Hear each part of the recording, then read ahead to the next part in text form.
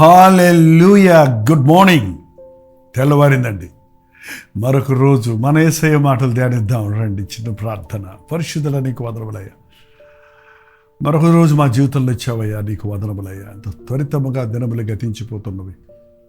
ప్రతిరోజు నీ కృపలో నాయన భద్రపరచబడటకు, ప్రతి దినము నీ దీవెనలతో నింపబడటకు, నీ సాక్షులుగా బ్రతుకుటకు మాకు సహాయం చేయమని క్రీస్తు నామములో అడుగుచున్నాను తండ్రి, ఆమేన్. ఎలా ఉన్నారండి? బాగున్నారా? గత రాత్రి ప్రశాంతంగా నిద్రించి మేల్కొన్నారా? మగత నిద్రతో ఉన్నారా? కలవరపడుతూ ఉన్నారా? కలలుగంటున్నారా? ఎవని మనస్సు నీ మీద అనుకుడునో వాడిని పూర్ణ శాంతము గల వానిగా నీవు కాపాడుదు అని ప్రభు చెప్పినట్లు మన భారాలన్నీ ఆయన మీద వేస్తే గాఢంగా నిద్రపోతాం, చక్కగా నిద్రపోతాం, సంతోషంతో మేల్కొంటాం. లేదు, మనం ఏదో పొందుతున్న బాధల గురించే తలంచుకుంటూ రాత్రంతా ఏడ్చుకుంటూ ఉంటే పొద్దున లేచాక కూడా అలాగే ఉంటుంది కదండి. దావీదు జీవితంలో ఇలాంటి అనుభవాలు చాలా ఉన్నాయి. ఒకసారి చూడండి, కీర్తన 13. యెహోవా ఎన్నాళ్ళ వరకు నన్ను మరచిపోదువు, నిత్యము మరచెదవా? నాకెంతకాలము విముఖుడవై ఉందువు, ఎంతవరకు నా మనసులో నేను చింతపడుదును. మనసులోని చింత తీరే వరకు చింతపడుతూనే ఉంటాం కదండి. ఎంతకాలం ప్రభు నన్ను ఏడిపిస్తావు? ఎంతకాలం ప్రభు నా ప్రార్థన వినకుండా ఉంటావు? ఎంతకాలం ప్రభు నేను చింతతో ఉండాలి? ఇంకెంతకాలం కనిపెట్టాలి నీవిచ్చే జవాబు కొరకు? ఇంకెంతకాలం ప్రభువా వేచి ఉండాలి నీ సమాధానం కొరకు? ఇంకెన్నిసార్లు చేయాలి ప్రభువా ప్రార్థన అని మనలో కూడా చాలా మందిని విసిగిపోతూ ఉంటాం. నిజంగా ప్రభువు మనకు వెంటనే జవాబు ఇవ్వలేదు అన్న విషయాన్ని మనం గుర్తు చేసుకుంటే ఖచ్చితంగా కొన్నిటిని మనం అడిగినంటనే ఇస్తాడు, కొన్నిటిని కనిపెట్టు అంటాడు, కొన్నిటిని కాదు అంటాడు. తప్పక మన ప్రార్థనలు అన్నిటికీ జవాబులు వస్తాయి. బట్ ఎక్కడ పొరపాటు అంటే ఏ జవాబు ఇచ్చాడు అని గమనించటంలా. ఆయన ఇచ్చుంటే జవాబు ఇచ్చాడు అనుకుంటున్నాము, వాటిని మనల్ని కనిపెట్టింపజేస్తుంటే ఇంకా ఆలస్యం చేస్తున్నాడేమో అనుకుంటాం. ఎంతకీ ఎన్నిసార్లు అడిగినా మనం దొరకకపోతే మన ప్రార్థన వినలేదు అనుకుంటాం. కానీ అవి మనకు అవసరం లేనివన్నమాట. అవి మనకు మేలుకరమైనవి కాదు కాబట్టి వద్దు అంటాడు. ఆయన ఏం చెప్పినా మన మేలుకి కదండి. మరి చాలాసార్లు మనకి కనిపెట్టింపు చేస్తున్నప్పుడు కంగారు పడిపోతుంటాం. ఓర్పు సహనము లేకుండా దేవుని సహాయాన్ని మనం కోరలేమండి. అనుకున్నది అనుకున్నప్పుడే జరిగిపోవాలనుకోవటం కాదండి. ప్రార్థన చేసినంత మాత్రాన, ప్రభువును అడిగినంత మాత్రాన అన్నీ నీవు అడిగిన క్షణంలోనే వచ్చేస్తాయి అనుకోవటం అజ్ఞానం. ఎస్, ఆపత్కాలంలో మొరపెట్టు, రేపు చెప్తానంటావు, వెంటనే విడిపిస్తాడు ఆయన. బికాజ్ నువ్వు ఆపదలో ఉన్నావు, ఆలస్యం చేస్తే అయిపోద్ది మన పని. కానీ కొన్ని నీ అనుకున్నప్పుడు కాకుండా ఆయన సమయంలో చేస్తాడు. కొన్నిటిని ఆయన ఉండనిస్తాడు, ఎందుకంటే అవి మనకి మేలుకరంగా మారుతాయి.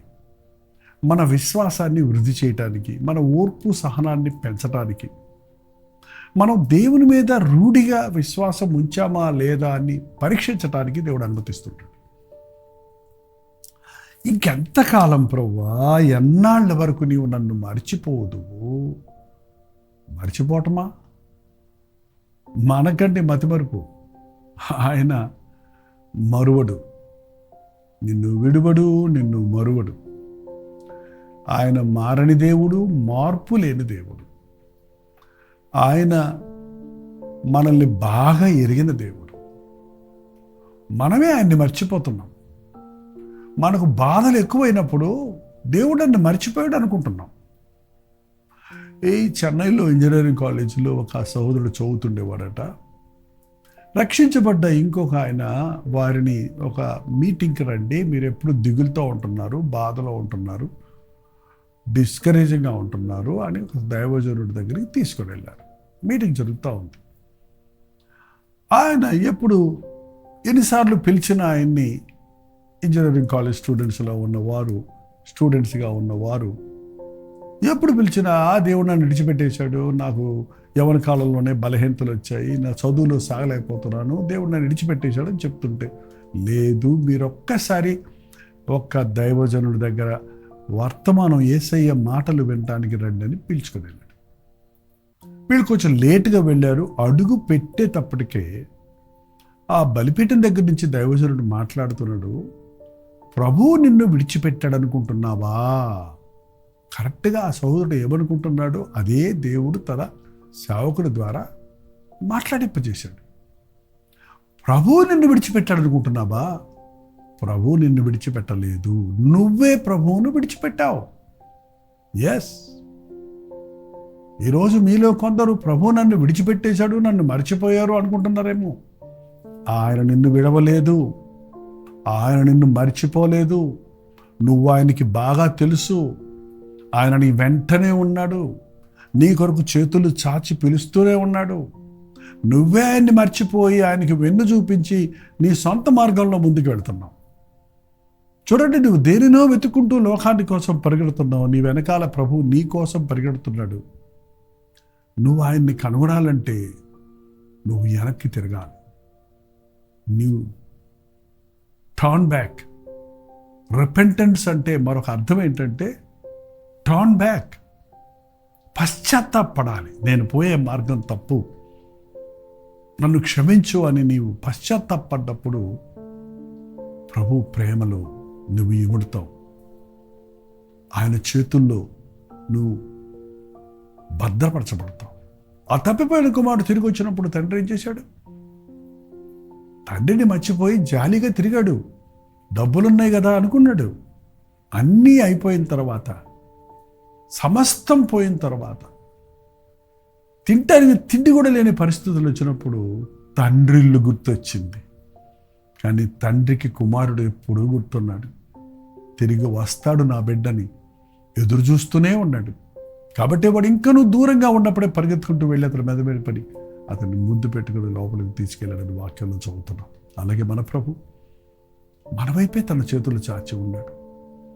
మనకు బదులివ్వటానికి, మనల్ని బలపరచటానికి, మనల్ని స్వీకరించటానికి, మనల్ని క్షమించటానికి మన యేసయ్య మన మీదే తన దృష్టి ఉంచున్నాడు. మనమే లోకం వైపు తిరిగి దేవునికి దూరమై నష్టాలు, కష్టాలు, శ్రమలు, వేదనలు తెచ్చుకొని మళ్ళీ దేవుని విడిచాడు, దేవుడు మరిచాడని నెపమును మోపుతున్నాం.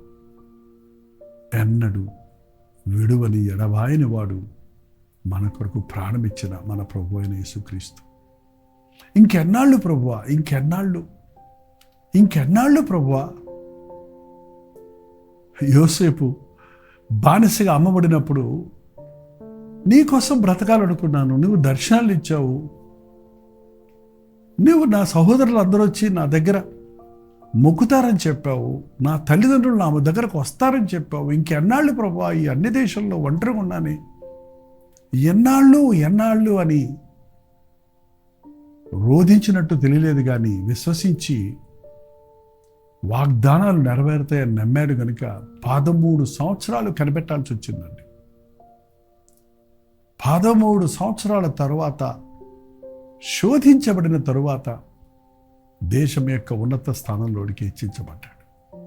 దావీదును సమూయేలును పంపించి అభిషేకించిన తర్వాత ఇంకెన్నాళ్ళు ప్రభువా ఈ పోరాటాలు, ఈ యుద్ధాలు, ఈ శత్రువులు, ప్రాణాన్ని గుప్పిట్లో పెట్టుకొని ఈ పరుగులెత్తటాలు అని ఎన్నోసార్లు వాపోయాడు.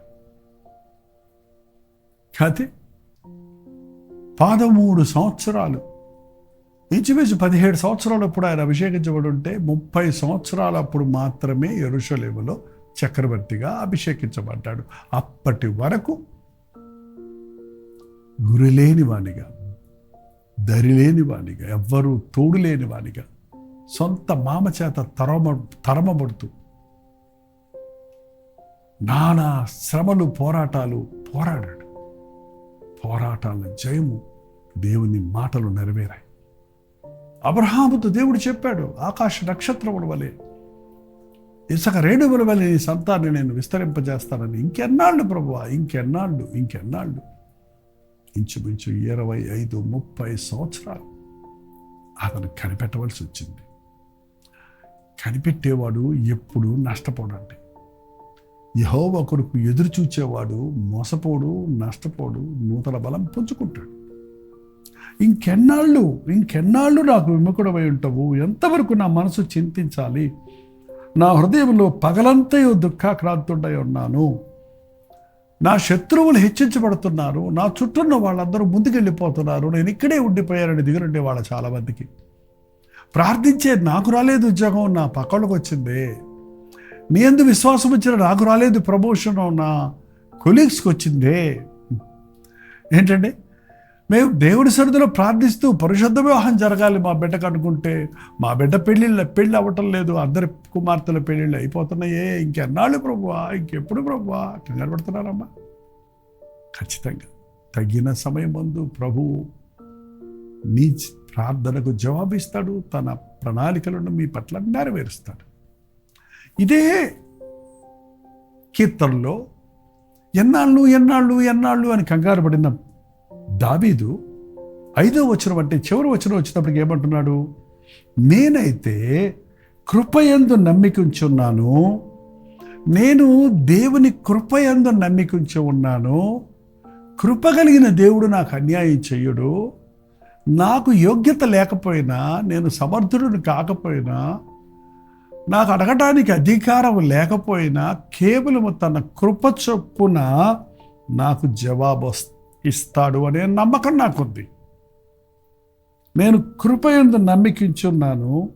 నీ రక్షణ విషయములో నా హృదయము హర్షించుచున్నది. నీ యందు నేను హర్షిస్తున్నాను, ఆనందిస్తున్నాను. యెహోవా నాకు ఉపకారములు చేసి ఉన్నాడు. నేను ఆయనను కీర్తించెదను. యెహోవా నాకు ఉపకారములు చెయ్యలేదు, ఎప్పుడు చేస్తావు అన్నవాడు తన ప్రార్థన ముగించేటప్పటికి చేసి ఉన్నాడు, నేను ఆయన్ను కీర్తించదను అని ముగించాడు. ప్రతిసారి మనం ప్రార్థన కూర్చున్నప్పుడు ప్రభా ఇది అది అని చెప్పినప్పుడు, మన భారాలన్నీ దేవునితో చెప్పినప్పుడు, మన అవసరతలన్నీ కొరకు ప్రభుని అడిగినప్పుడు, తన సహాయం కొరకు మనం కోరినప్పుడు, గుర్తుపెట్టుకోండి, ప్రార్థనలో మీరేమేమి అడుగుచున్నారో అవి మీకు దొరికినవి అని నమ్మిన ఎడల మీకు అవి దొరుకును. ప్రార్థనలో విశ్వాసంతో అడగని వాడికి ఏమీ దొరకదు. కాబట్టి నిజమే, మీకు బాధ ఉంటే, మీకు సందేహం ఉంటే, మీకు వేదన ఉంటే, మీకు మొరలుంటే దేవునితో చెప్పండి. మీ పరిస్థితిని దేవునికి విన్నవించండి. మీ విషయమై దేవునితో సంప్రదించండి. మీ హృదయ బాధను, భారాన్ని దేవుని ముందు పెట్టండి. దేవుని ముందు పెట్టిన ప్రతి విషయము జరిగింది, నా చిత్తము కాదు మీ చిత్తమే నెరవేరునుగాక అన్న మాటతో నా దేవుడు నా హృదయ వాంఛలు తీర్చాడు. నా శ్రమలో నాకు తోడయుండి నన్ను తప్పించాడు.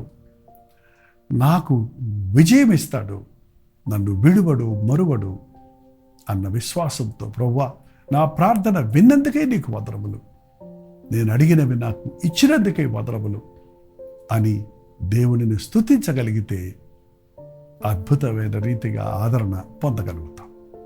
నేనైతే నా దేవుని కృపయందు విశ్వాసముంచి ఉన్నాను హర్ష్. నేనైతే నీ కృపయందు నమ్మికుంచి ఉన్నాను. నీ రక్షణ విషయమై నా హృదయం హర్షించుచున్నది. యెహోవా నాకు మహోపకారములు చేసి ఉన్నాడు, నేను ఆయనను కీర్తించెదను. ఆమేన్. ప్రార్థన. పరిశుద్ధుడా నీకు వందనములయ్యా. దేవుడు మా ప్రార్థన వినలేదని, దేవుడు మాకు జవాబు ఇవ్వలేదని, దేవుడు మాకు సహాయం చేయలేదని నెపములు మోపే మనసుతో, సరిగి గొడిగే మనసుతో మేముండగా ప్రార్థన ఆలకించే ప్రభువు నాకున్నాడు. నా విన్నపములు ఆయన ముందు ఉంచాను. తగిన సమయం అందు ఆయన నాకు జవాబిస్తాడు.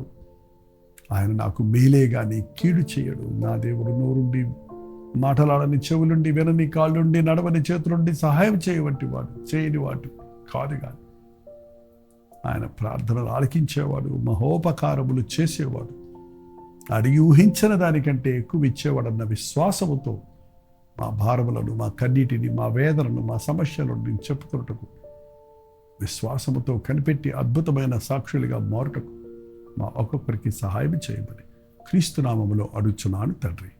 ఆమేన్. మన తండ్రి అయిన దేవుని యొక్క ప్రేమయు, కుమారుడైన క్రీస్తు యొక్క కృపయు, ఆదరణకర్త అయిన పరిశుద్ధాత్మ యొక్క సహవాసము కుడి వచ్చిన మనందరికీ ఇప్పుడు సదాకాలం తోడయుండును గాక. ఆమేన్. దేవుని స్తోత్రం. నమ్మండి, ప్రభు ఇస్తాడు. మీ ప్రార్థన స్తోత్ర భారాలు మాకు కూడా తెలియజేయండి. మీ ప్రైజ్ రిపోర్ట్స్ కూడా తెలియజేస్తుండండి. 954041 నెంబర్కి ఒక టెక్స్ట్ లేకపోతే వాయిస్ మెసేజ్ వాట్సాప్ ద్వారా పంపించండి. మీరు మొదటిసారి పంపుతుంటే మీ పిక్చర్ కూడా యాడ్ చేయండి. మీకోసం అర్థవంతంగా మేము ప్రార్థిస్తున్నాం. తప్పకుండా ప్రభు మన ప్రార్థనలకు జవాబునిస్తాడు. మీరు ఇతర దేశాల్లో ఉంటే 91001008 నెంబర్కి మీ ప్రార్థన అవసరాలు పంపించండి. దూర దేశముల్లో ఉన్న మీ అందరి కోసం ప్రార్థించాలని, మీకు ప్రతిసారి దేవుని వాక్యంతో మిమ్మల్ని ఆదరించి బలపరిచి, ముఖ్యంగా తెలుగు ఆరాధనలు తెలుగు తెలియని వారి మధ్యలో ఉంటున్న మిమ్మల్ని దేవుడు ప్రత్యేకంగా ఆదరించి బలపరచాలని మీకోసం ప్రార్థిస్తున్నాం. మీ యొక్క క్షేమాలు ఎప్పటికప్పుడు మాకు తెలియజేస్తూ ఉండండి. ప్రభు చిత్తమైతే ఈ అక్టోబర్ నెల 18వ తారీఖు దుబాయ్లో ఒక గెట్ టుగెదర్ జరిపిస్తున్నాం. వివరాలు కావాల్సిన వారు మీరు ఒక వాట్సాప్ పెట్టండి, ఆ యొక్క డీటెయిల్స్ మీకు షేర్ చేస్తాం. ప్రభు చిత్తమైతే మధ్యాహ్నం 3 గంటల హెచ్చరిక. అలాగే ఈరోజు శుక్రవారం కదా, ఉపవాస ప్రార్థన, కల్వరి చర్చిలో నుండి ఉపవాస ప్రార్థన మీకు కనెక్ట్ చేస్తున్నాం. మాతో పాటు కలిసి ఈరోజు 5 hours ప్రేయర్, 7 నుంచి 12 వరకు ప్రేయర్ ఉంటుంది. మీరు కూడా మాతోటి కనీసం 9 నుంచి 12 వరకు మాతో కలిసి ఏకీవించండి. లేక 11 గంటలకు మీరు యథావిధిగా మీరు డిస్కనెక్ట్ అవుతానంటే లైవ్లో ఉంటుంది కనుక మీ అనుకూలతను బట్టి మళ్ళీ ఆ ప్రార్థనలో బలపడండి. ఉచితమైతే ఉపవాస ప్రార్థనలో మళ్ళీ కలుసుకుందాం. అంతవరకు దేవుని మహాకృప మీకు తోడైండును కాక.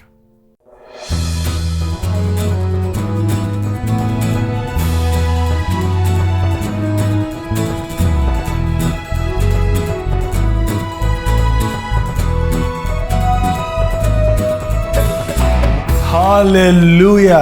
దుబాయ్, అబుదాబి, షార్జాలో ఉన్న వారికి, తెలుగు వారికి, తమిళ వారికి శుభవార్త. ఈ రోజుల్లో తెలుగు, తమిళు, హిందీ, మలయాళం అనుదిన ధ్యానాలు 4 భాషల్లో ప్రతిరోజు వినిపిస్తున్నాం.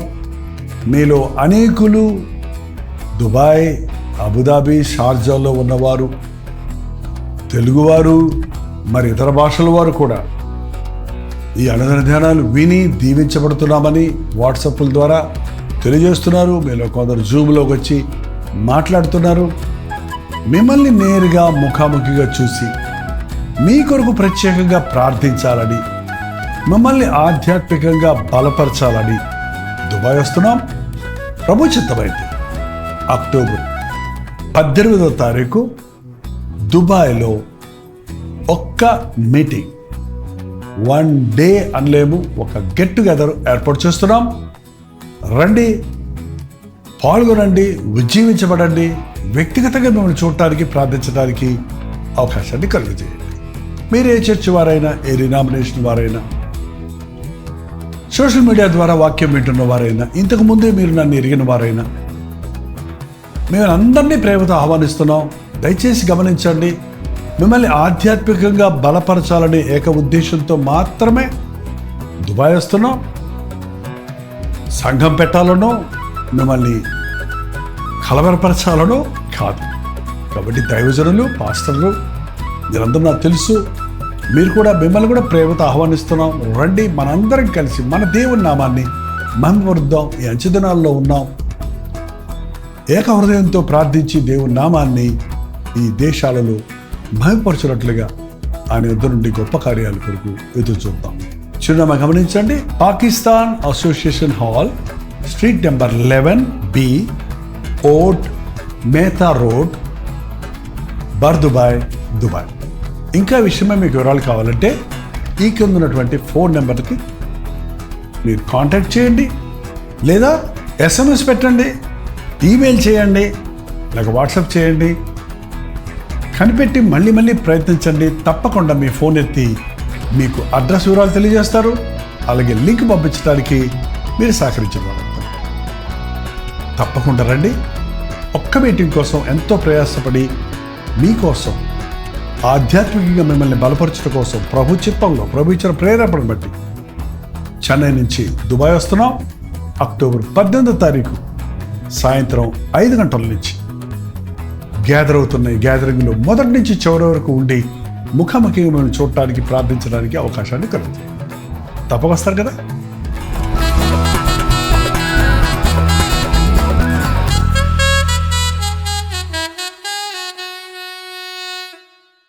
ఉదయకాల